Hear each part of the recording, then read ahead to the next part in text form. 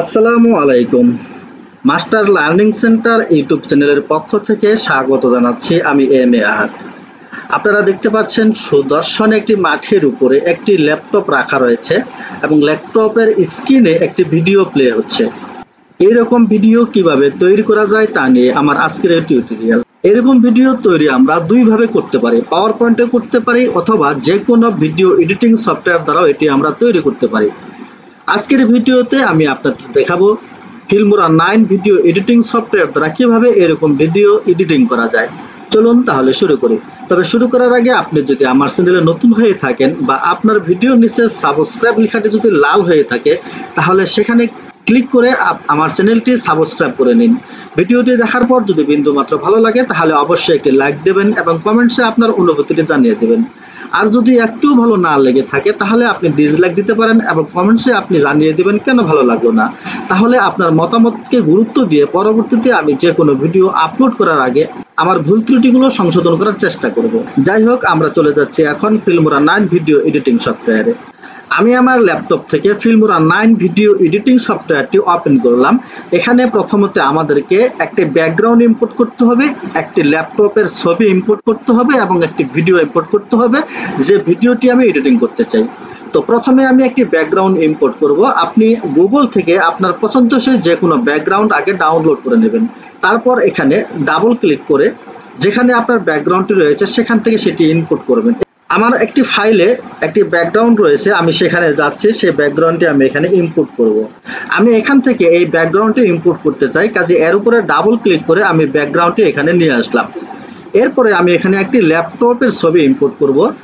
আপনি গুগল থেকে ল্যাপটপের একটি পিএনজি ছবি ডাউনলোড করে নেবেন। তারপর এখানে ডাবল ক্লিক করে যেখানে আপনার ল্যাপটপের ছবিটি রয়েছে আপনি সেখানে যাবেন। আমি এই ল্যাপটপের ছবিটি ইম্পোর্ট করতে চাই, আমি এর উপরে ডাবল ক্লিক করে এটিকে ইম্পোর্ট করলাম। এখন যে ভিডিওটি আমি এখানে সেট করতে চাই বা অ্যাড করতে চাই সেই ভিডিওটি আমি এখানে ইম্পোর্ট করব।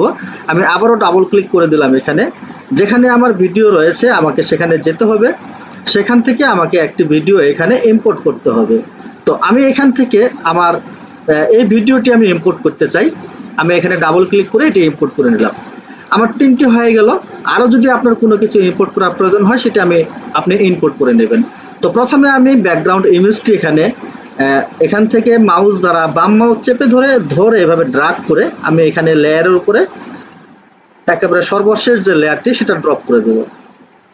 এরপর এটি প্রয়োজন মতো আমি এভাবে বড় করে নেব যতটুকু প্রয়োজন হয়। এরপরে আমি ল্যাপটপের যে ছবিটি আছে সেটি এইভাবে মাউস দ্বারা ধরে এভাবে এখানে এনে ছেড়ে দেব বা ড্রপ করব, প্রয়োজন মতো এভাবে ধরে এটিকে বড় করে নেব। এরপর এখানে ভিডিওটি আমি নিয়ে আসব। আমি এই ভিডিওটি অনুরূপভাবে বাম মাউস চেপে ধরে এভাবে ড্রাগ করে তারপর এখানে লেয়ারের উপরে আমি এভাবে ড্রপ করে দেব। দেখুন ভিডিওটি আমার রয়েছে কোন পর্যন্ত, এই পর্যন্ত। কাজে আমার এই বাড়তি অংশগুলো ডান পাশের কেটে ফেলতে হবে।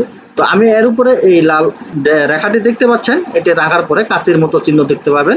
আমি এখানে জাস্ট এই যে কাঁচি চিহ্ন রয়েছে এখানে ক্লিক করব। ক্লিক করার পরে ডান পাশের অংশটুকু কেটে গিয়েছে। আমি এর উপরে রাইট মাউস ক্লিক করে আমি জাস্ট ডিলিটে ক্লিক করে দেবো, ডান পাশের অংশটুকু চলে গেল। দেখুন এটাও কিন্তু ডান পাশে কাটা হয়ে গেছে। আমি এর উপরে রাইট মাউস ক্লিক করে জাস্ট ডিলিটে ক্লিক করে দেবো, আমার বাড়তি অংশটুকু চলে গিয়েছে। এখন আমাকে এই ভিডিওটি ল্যাপটপের উপরে সেট আপ করতে হবে, সেজন্য এর উপরে একটা ক্লিক করে দেবো। ক্লিক করে দেওয়ার সাথে সাথে দেখুন ডান পাশে আপনি চিহ্ন দেখতে পাবেন। এটাতে মাউস দ্বারা এভাবে ধরে এখানে বাম পাশে যেখানে আমার ল্যাপটপের স্ক্রিনটি রয়েছে আমি স্ক্রিন পর্যন্ত এটাকে নিব। অন্যভাবে ডান পাশেও মাউস দ্বারা এভাবে ধরে যেখানে ল্যাপটপের স্ক্রিনটি রয়েছে স্ক্রিন পর্যন্ত আমি এটাকে নিব। উপর থেকে অনুরূপভাবে আমি স্ক্রিনের সাথে এভাবে সেট করে দিলাম সুন্দরভাবে, এবং নিচ থেকে অনুরূপভাবে আমি স্ক্রিনের উপরে এভাবে সেট করে দিলাম সুন্দরভাবে। এবং এটা যে সাউন্ডটি রয়েছে আমি সাউন্ডটি আপাতত এখানে অফ করে দিচ্ছি, আমার এখানে সাউন্ডের প্রয়োজন নেই।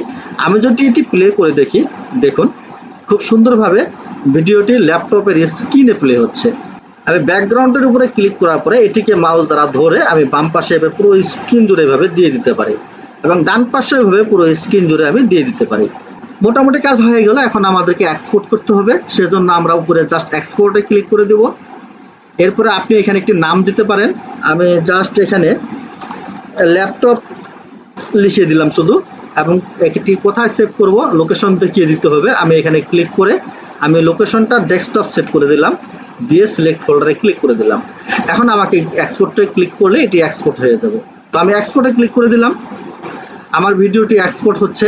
আপনি এখানে প্রিভিউ দেখতে পাবেন এবং নিচে আপনি টাইম দেখতে পাবেন, কত সময় এখানে লাগছে এবং কত সময় এখানে চলবে। এখানে আরো 36 সেকেন্ড সময় এইভাবে দেখতে পাবেন, আপনি সময়টা উঠবে। এই সময় পরে আপনার পুরো ভিডিওটি এক্সপোর্ট হয়ে যাবে।